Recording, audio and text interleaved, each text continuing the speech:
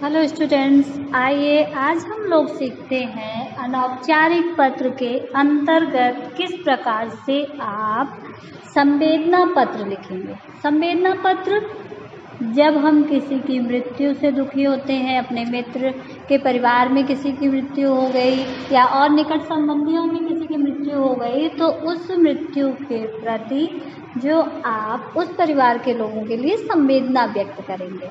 अब मान लीजिए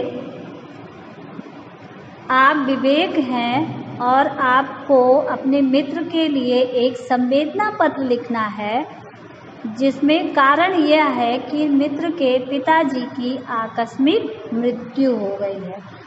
उस मृत्यु पर शोक व्यक्त करते हुए आपको एक संवेदना पत्र लिखना है। तो सबसे पहले ऊपर आप क्या लिखेंगे? सबसे पहले आप अपना एड्रेस लिखेंगे, प्रेषक का पता, उसके बाद दिनांक के बाद अपने मित्र को लिख रहे हैं तो प्रिय मित्र, जो भी मित्र का नाम है। अब यहाँ हम मान लेते हैं कि मित्र का नाम है गोविंद, तो प्रिय मित्र गोविंद, प्रेम नमस्कार। तुम्हारे पूज्य पिताजी के असामयिक निधन का दुखद समाचार पाकर हृदय विदीर्ण हो उठा। विदीर्ण हो उठा मीन्स अत्यधिक दुखित हुआ। इस अप्रत्याशित आघात पर कैसे सांत्वना प्रदान करूं, समझ नहीं पा रहा हूं। जब एक सप्ताह पहले तुम्हारे पास गया था, तब तुम्हारे पिताजी पूर्णतः स्वस्थ तथा प्रसन्नचित्त थे। ये भाग्य की विडंबना ही है कि वे अचानक ही हम सबको छोड़कर चले गए। इससे तो यही सिद्ध होता है कि परमात्मा की इच्छा के सामने हम सभी विवश हैं। अब हम पैराग्राफ चेंज कर सकते हैं और इसके बाद लिखेंगे, मैं तुम्हारे हृदय की चीत्कार व वेदना को समझ सकता हूँ। किसी प्रकार धैर्य बनाए रखना।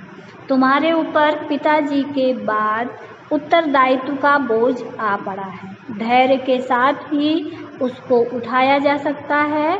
मैं सदैव तुम्हारे साथ हूँ। ईश्वर से यही प्रार्थना है कि दिवंगत आत्मा को शांति प्रदान करें।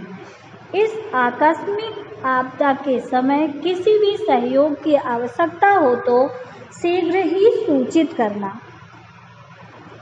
अगली लाइन से लिखेंगे, शोक संतप्त तुम्हारा मित्र विवेक। पहले ही मैंने बताया कि विवेक की तरफ से लिखना है आपको। इस तरह से आपको सांत्वना पत्र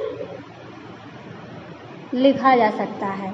अब ये पिताजी की मृत्यु पर था, माता की मृत्यु पर भी हो सकता है, और किसी निकट संबंधी की मृत्यु पर लिखना हो तो भी हम इसी पैटर्न पर सांत्वना पत्र, संवेदना पत्र लिख सकते हैं।